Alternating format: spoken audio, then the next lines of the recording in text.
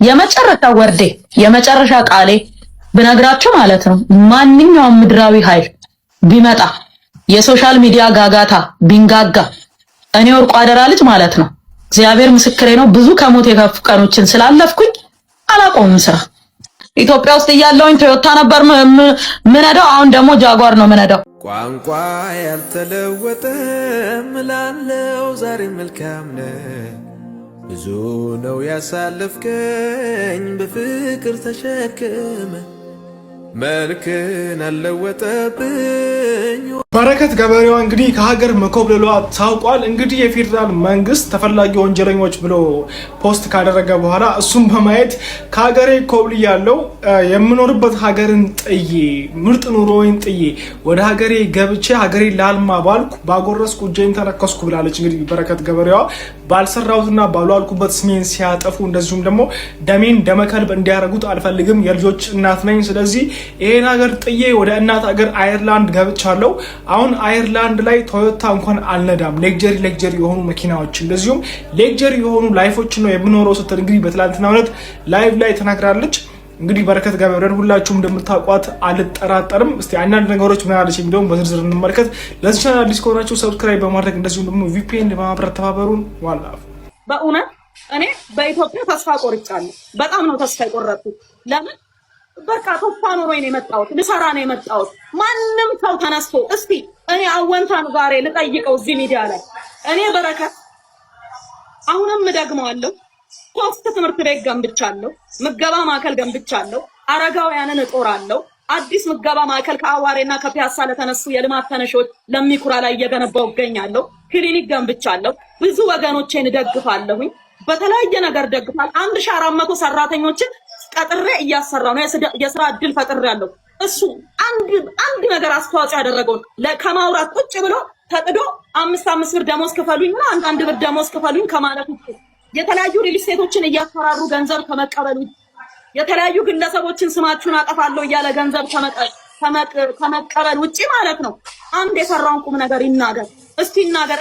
እኔ የሚታይ የሚዳሰስ የሰራው ስራ አለ። ጫካ ገብቼ ሰይጣን ብቻውን መግባት የሚፈራበትን ጫካ ገብቼ መኪና ውስጥ እያደርኩኝ አልምቻለሁ።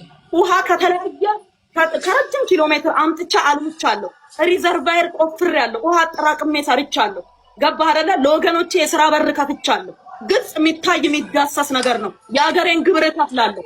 ገባህ? ኢንካም ታክስ ከፍላለሁ። የሰራተኛ የሥራ ታክስ ከፍላለሁ። እሱ የከፈለውን ታክስ ያሳየን፣ የሰራውን ስራ ያሳየን። የረዳውን ቶ 20 ሚሊዮን ብር ተለምኜ እምቢ አልኩ ይላል እንዴ? 5000 ብር ተልኮለት እኮ የተቀበለውን 5000 ብር ለኩልኝ ብሎ የወሰደውን እኮ ላኩልኝ።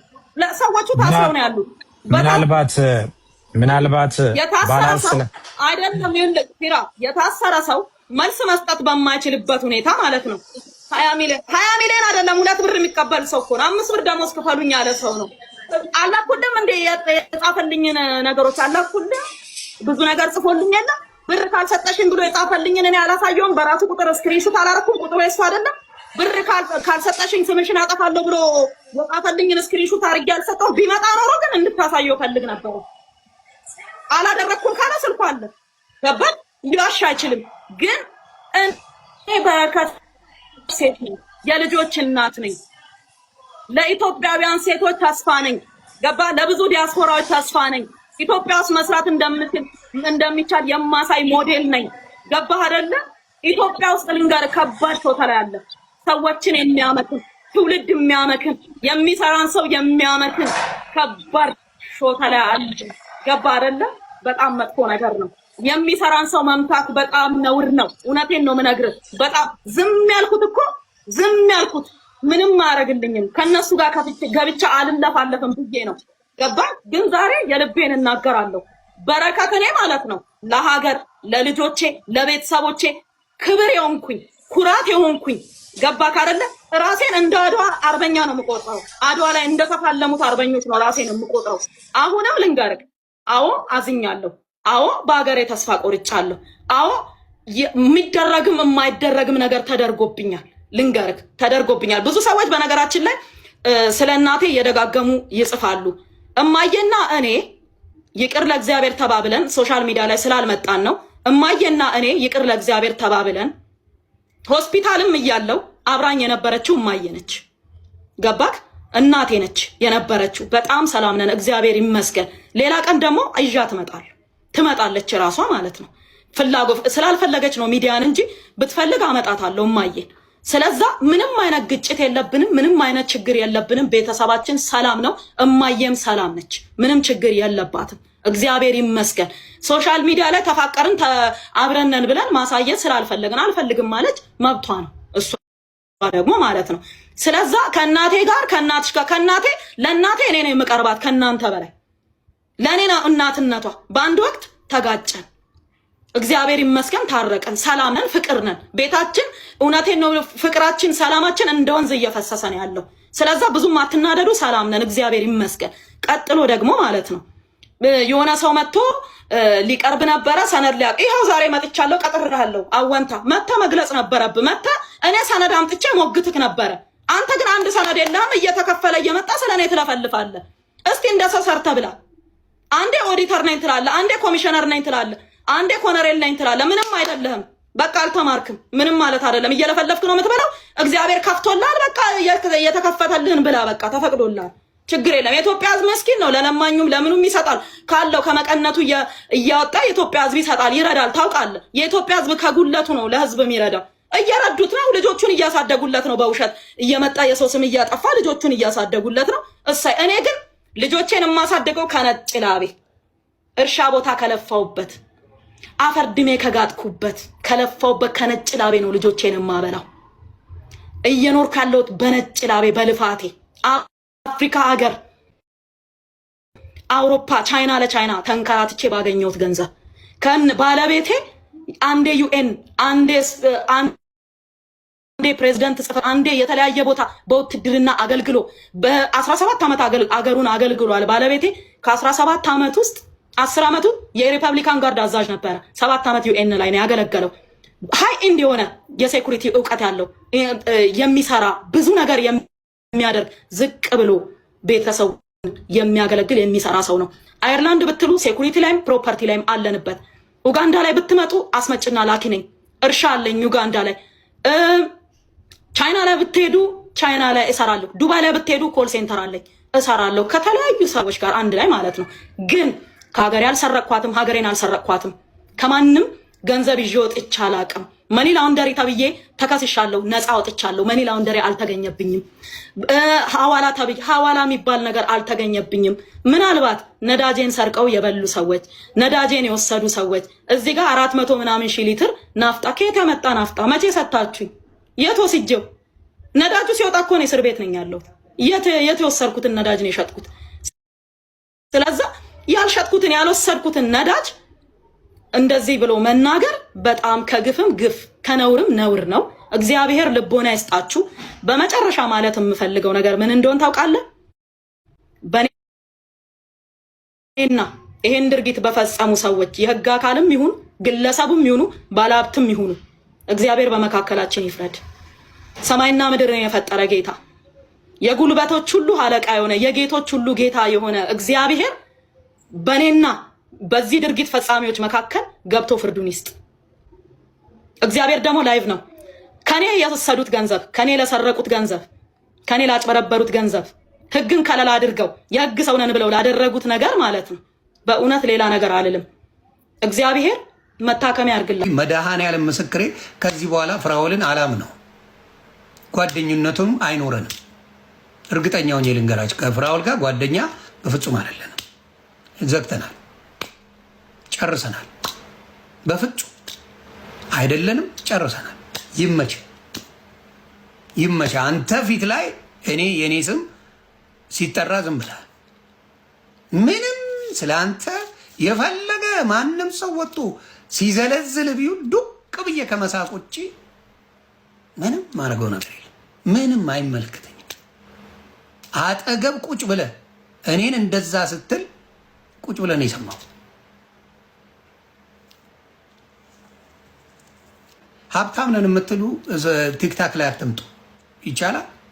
ሀብታም ነን እኛ አለን ምናምን ብላችሁ የምትበጠረቁ እስኪ ተዉት። ቲክታክን ከኒዱ ላይ ተዉት። ዊ ግድ ከናንተ ውጪ ሰላም አለ። ቢዚ አይደላችሁ እንዴ? ብር ሜክ የምታረጉበትን ሰዓት ነው እዚህ የምታቃጥሉት። በሚሊዮኖች የምትሰሩትን ገንዘባችሁ ለወንድማችን አሁንሳ በርሲሳ ሌባ የምትላቸውን ሰዎች ከተባሉት መካከል ፍራኦል ኢቲቻ አንዱ ነው። ኤቢ ማርሻል ዱባይ ያለው ሁለተኛ ነው። ወልደ ጊዮርጊስ የሚባል ዱባይ ያለው ሶስተኛ ነው። እነዚህ ሰዎች አሁንሳ በርሲሳ ሌቦች ናቸው፣ ዶክመንታቸውን አወጣለሁ ብለዋል። እንደው ሰው እንዲገባው እዚህ ላይ መጥቶ ቢነግረኝ፣ ለሁላችንም ቢነግረን ደስ ይለኛል። ቁጭ ብዬ አዳምጣለሁ። ኢትዮጵያ ውስጥ እያለሁኝ ቶዮታ ነበር ምነዳው። አሁን ደግሞ ጃጓር ነው ምነዳው። እዚህ አሳያቸዋለሁ። BMW ጃጓርና ማርሴዲስ ምናምን ካልሆነ ቶዮታ ምናምን ኒሳን እንዲች በጄ ንክች አላረግም እዚች ምድር ላይ ማለት ነው። አሳያቸዋለሁ ደግሞ ላይፌ ምን አይነት ሌክዠሪ ላይፍ እንደምኖር ቀስ ብላችሁ ምንም ሳትሰላችሁ ትመለከታላችሁ ማለት ነው። በደንብ ነው ሌክዠሪ ላይፍ ነው የምኖረው። በቃ ነገርኳችሁ። እነ ጃጓር፣ BMW፣ ማርሴዲስ ከዛ ውጪ ሌላ መኪና ራሱ አልነዳ። ይሄ ነው። እሱንም ደግሞ ይሁን ብዬ ነው። ከፍ ካለም ደግሞ ወደ ከፍ ወደ ሉት ሄዳለሁ። ለጊዜው ይበቃኛል እነሱን ከነደው። ዛበሻ ተከፋይ ነው። እኔ $200 ትራንስፈር ባደርግለት ማለት ሌሊቱን ሙሉ ሲዘምርልኝ ነው የሚያድረው። ገባሽ? በንጋታ የሆነ ነገር ይላል። የኔ ጓደኞች ደግሞ እንደምን ብለው ብር ምናምን ዶላር ከሲሰጡት ደግሞ መልሶ ስለኔ ያወራል። እንዲህ እኮ ነው። በየቀኑ እኮ መጥፎ አይደለም የሚያወራው። ገንዘብ ሲሰጡት ምርጥ ያወራል፣ ገንዘብ ካልሰጡት ይሳደባል። በረከትን ስደብልኝ ብሎ የሆነ ሰው $200 ደግሞ ትልልቅ ብር እኮ አይደለም ዛበሻ የሚቀበለው። በነገራችን ላይ ከፍተኛ የሚቀበለው $200 ነው። በቃ $200 ትሰጪዋለሽ እንደፈለገ ያወራል ማለት ነው። እንደዛ ነው ባህሪው። ስለዛ እኔ ከነሱ ጋር እንካ ሰላምታውስ ምን አስገባኝ? አሁን ቴዲ ቢያወራ ባያወራ ቢለፈልፍ ባይለፈልፍ በኔ ህይወት ላይ ምን ያመጣ? ምን ለውጥ ያመጣ? ምን ያረጋኛል? ምን ይፈጠራል? ምንም። ስለዛ ያውራ፣ እያወራ ይቀጥል። ምን እንደሚያመጣ እስቲ አብረን እናያለን። በኔ ህይወት ላይ ምን እንደሚፈጥር እናያለን። ቴዲ አውርቶ ማለት ነው። የሐዋሳ ልጅ አይደለም። በቃ የሐዋሳ ልጅ አብሮት አደግኩኝ ያለ ሰው የለም። ዛበሻ አውርቶ በኔ ህይወት ላይ ምን እንደሚፈጥር እናያለን። ምንም አያመጣም። አወንታ አውርቶ በበረከት ህይወት ላይ ምን እንደሚፈጠር አብረን እናያለን። ምንም ነገር አይፈጠርም ምን ህይወት ላይ ምንም ማለት ነው። እጅግ በጣም የተሻለ ህይወት እኖራለሁ። የተሻለ ኑሮ ነው የምኖረው እና ምን ልላችሁ ፈልጌ ነው፣ እንደዛ ነው የሚሆነው ከዚህ በኋላ ላይፌ ሌክዠሪ ላይፍ ነው የምኖረው። እንደ በፊቱ በጫካ ለጫካ ምናምን ስዞር አታዩኝም። እርሻ እሰራለሁ፣ በደንብ ነው የምሰራው፣ ግን ራሴን ጠብቄ በቃ በጣም ዋጋ ከፍዬ ሳይሆን የምሰራው አፍሪካ ሀገሮች ውስጥ ስለሆነ እነዛ አፍሪካ ሀገሮች ውስጥ ደግሞ ማለት ነው ዝንጥ ብዬ ኮራ ብዬ ደልደል ብዬ ነው የምሰራው እርሻዎቼን ማለት ነው። ኤክስፖርትም እዚህ። በተረፈ ግን ከኔ ሌክዠሪ ላይፍ ጠብቁ ከዚህ በኋላ ለማለት ነው። አመሰግናለሁ። የመጨረሻ ወርዴ የመጨረሻ ቃሌ ብነግራችሁ ማለት ነው ማንኛውም ምድራዊ ኃይል ቢመጣ የሶሻል ሚዲያ ጋጋታ ቢንጋጋ እኔ ወርቁ አደራ ልጅ ማለት ነው እግዚአብሔር ምስክሬ ነው ብዙ ከሞት የከፉ ቀኖችን ስላለፍኩኝ አላቆምም ስራ። በነገራችን ላይ አየርላንድ የራሷ አቋም ያላት ሀገር ነች። ካልመሰላት ከማንም ሀገር ጋር አትቆምም፣ ብቻዋን ትቆማለች። ለምሳሌ እና አልቃይዳ አልሸባብ ምናምን የሚባሉት አማጺያን ነው ቴሮሪስት የሚባሉት ራሱ አየርላንድ ላይ እንትን ቴሮሪስት አይደሉም። ለምን እንደሆነ አላውቅም። የትኛውንም ሊቢያ እንደዛ ችግር ሲደርስበት የሊቢያ ህዝብ በብቸኝነት የተቀበለችው አየርላንድ ነች። ሶሪያ ሲፈራርስ የሶሪያ ሙስሊሞችን የተቀበለች አየርላንድ ነች። መስጊድ ሰርታ ነው የተቀበለቻቸውና ስቲል የሚገርምክ በስነ ስርዓት ሙስሊሞችን ተቀብላ በስነ ስርዓት መስጊድ ሰርታ መጠለያ ሰርታ የተቀበለች ሀገር አየርላንድ ነችና እነሱን እንኳን ቴሮሪስት እያለ አሜሪካ ምን ሲያሳድላቸው ብዙ እነሱን እንኳን ያንን ማታረግ ሀገር ናት። እንኳን እኔ አይሽ ፋሚሊ ሆኜ ማለት ነውና የመጣው ትልቅ ሀገር ነው። ተጽዕኖ የምትፈጥር ሀገር ነች። በጸጥታው ምክር ቤት በየትም በኩል በየትኛውም ቦታ በጣም ትልቅ ተጽዕኖ ያላት ሀገር ነች አየርላንድና በእርሻም ደግሞ ትልቅ ደረጃ የደረሰች በአፍሪካ ውስጥ በጣም ተጽዕኖ ፈጣሪ እርሻ ያለበት ሀገር ነው። በተለይ እንስሳት ላይ በደንብ ነው የሚሰሩትና እዚህም ተዟዙሬ ብዙ ነገሮችን ለማየት ሞክራለሁ። ያሉኝን አስቀጥላለሁ። ስራ አላቆምም። ኢትዮጵያ ውስጥ ያለውም ይቀጥላል፣ አይቆምም ስራ። ውጤቱ ምንም ይሁን ምን አብረን ነው የምናየው ምን እንደሚፈጠር ማለት ነው። የተሻለ ነገር ይሆናል ብዬ አስባለሁ። እግዚአብሔር ይመስገን እስካሁን ድረስ ምንም አልሆንኩም። ግን ማለት ነው የመጨረሻ ወርዴ የመጨረሻ ቃሌ ብነግራችሁ ማለት ነው ማንኛውም ምድራዊ ኃይል ቢመጣ የሶሻል ሚዲያ ጋጋታ ቢንጋጋ እኔ ወርቁ አደራ ልጅ ማለት ነው እግዚአብሔር ምስክሬ ነው ብዙ ከሞት የከፉ ቀኖችን ስላለፍኩኝ አላቆምም ስራ። እኔ እንኳን እግዚአብሔር ምስክሬን በዚህ ዙሪያ ላይ ምንም አይነት አስተያየት መስጠት አልፈለኩም ነበር። በረከት ገበሬዋን በተመለከተ ነገር ግን አዎንታ በርሲሳ በጣም የሚገርም ጀግና የሆነ ወንድማችን ነው። በጣም ነው ሞድ አዎንታ ታውቃለህ። ደግሞም ነግሬሃለሁ ከዚህ በፊት you are a hero። ነገር ግን ሰሞኑስ ጉዳይ ላይ ሲነሳ አብይ ይልማና እከሌ ዶላር ከፍለውት ምናምን ኖ እኔ ለአዎንታ ዶላር የምከፍለው ልጅ አዎንታ እንደዚህ አይነት ሰው አይደለም። የእውነት ለመናገር በእውነትና በሐቅ የሚሰራ ነው፣ ውሸት አይደለም። ምንም በቃ ለሌላ ነገር ብሎ ምናምን የሚሰራ አይደለም። እውነት ስለምትቆረቁረው፣ እውነት ስለምታቃጥለው እንደዚህም ቀላል ልጅ እንዳይመስላችሁ። የህግ ባለሙያ ነው። እያንዳንዷን ነገር ጠንቅቆ የሚያውቅ በጣም ብስል ልጅ ነው። የሚናገረውን ያውቃል፣ የሚያደርገውን ያውቃል። በውሸት የሚሰራ አይደለም በአጠቃላይ ማለት ነው። ስለዚህ አንደኛ እኔ ክፈል ብትለኝ እንዴት አድርጌ ነው የምከፍለው? እኔ ራሴ ሚዲያ አለኝ። በራሴ ሚዲያ ምሰራውን ነገር ሰራለው። እሱም ደግሞ የሚቀበል ልጅ አይደለም። በእውነት ነው የሰራው። ይሄን አንድ ቴስቲሞኒ አንድ ምስክርን ልሰጥ ብዬ። በሁለተኛ ደረጃ ጀግና ነው ወንድሜ። በጣም ብርቱ ልጅ ነህ። ብዙ የምታጋልጣቸው ብዙ የምትሰራቸው ነገሮች አሉ። ከዚህ ቀደምም እኔ ነግሬሃለሁ። አሁንም ቀጥል ወንድምዬ። የምትሰራው እግዚአብሔርን ብለህ ለጌታ ብለህ ነው። እግዚአብሔር እውነት ይወዳል። እውነት ደግሞ የሚያጋልጡ ሰዎችን መላእክት መድቦ ይጠብቃል። አየህ ብዙ ትግል ላይ ህይወቴን ዋጋ ሰጥቼ ብዙ የታገልኳቸው ነገሮች አሉ። ዛሬ ላይ መስመር የመጡ ነገሮች አሉ። ምክንያቱም ትላንት ታግለንኛ ዛሬ ብዙ ትውልድ ፈርቷል። ዛሬም አዎንታ የሚታገለው ነገር በጣም ብዙ ትውልድ ይፈራበታል። ስለዚህ ሳትፈራ ጠንክረህ በርትተህ የኔ ጀግና ቀጥል። ልዑል እግዚአብሔር አብሮህ ነው ያለው። በረከት ግን እኔ ልንገርሽ፣ እውነት ንስሐ ግቢ እህትዬ። እንወድሻለን። በፍጹም አንቺን በጠላትነት የሚያይ ማንም አካል የለም። ንስሐ ግቢ፣ በእግዚአብሔር ፊት ይሁኝ። ይኸው ሉሲፈር አባቴ ብለሽ ግጥም ከገጠምሽ በኋላ እግዚአብሔር በረከትሽን ሁሉ ወስዶብሻል። ንስሐ ግቢና እግዚአብሔርን ይቅርታ ጠይቂው። ሰዎችን በየጊዜው ገና ደግሞ ሌላ የሚነሳ ጉዳይ ስለሚመጣ ማለት ነው። ህይወትሽ በዚህ ነገር ላይ ቢዚ የሆነ ስለሚመጣ ቀጥሎም የሚመጣ በጣም ከባድ ነገር ስላለ እወቂ። ንስሐ ግቢ፣ ንስሐ ግቢ። ስራሽን ቀጥይ። ጎበዝ የስራ ሰው ነሽ። በስራሽ ላይ ማንም ሰው አይደራደርም። ጠንካራ ሰው ነሽ። በቃ ማጭበርበሩን ማምታታቱን ትተሹ በእውነት በእግዚአብሔር መንገድ ሆነሽ ቀጥይ። ሁለተኛ እናትሽን ከእውነት ይቅርታ ጠይቂ። በረከትም እድሜም የሚቀጥለው ባይዘወይ ለፍተን እኮ በምድር ላይ መቼ እንደሚካሄድ አይታወቅም እና ነገ መቼ እንደምትሄጂ ከዚህ ምድር ስለማይታወቅ በእግዚአብሔር ፊት ሁኚ። በእውነትና በሐቅ ስሪ። በበረከት ውስጥ መኖር ነው ያለብሽ። ስምሽ በረከት የሚለው በበረከት ካልሆነ ስም ብቻ ስለሚሆን ይሄን መናገር ፈልጋለሁ። ግን የእውነት አምላክ እግዚአብሔር ያጋለጠ እንደሚቀጥል ደግሞ ማየት ገና የምንመለከተው ብዙ ነገር ከፊት ለፊት እንዳለ ደግሞ እነግራችኋለሁ። ሁሉንም እውነት እያጋለጠ የውሸቱ ዘንዶ ይሄ የተልከሰከሰ ሸለምጥማጥ መንፈስ ግጥም የሚገጠምለት ነው ሉሲፈር አባቴ። ይቅርታ ጠይቂ እግዚአብሔር። ጉዳዩ ያለው ከእግዚአብሔር ጋር ነው። እግዚአብሔር ስለተቆጣና ስላዘነብሽ ነው። በብዙ ነገር መስራትና ዓለም ላይ ብሬክ አድርጎ መውጣት የምትችይበት ጉልበት እያለሽ፣ ነገር ግን ይሄንን እውነት አስተባብረሽ በመቀመጥሽ እግዚአብሔር በጣም ነው የሚያዝንብሽ። አሁንም እንዳዘነ ይቀጥላል እግዚአብሔር። ንስሐ ግቢ፣ እግዚአብሔርን ይቅርታ ጠይቂው።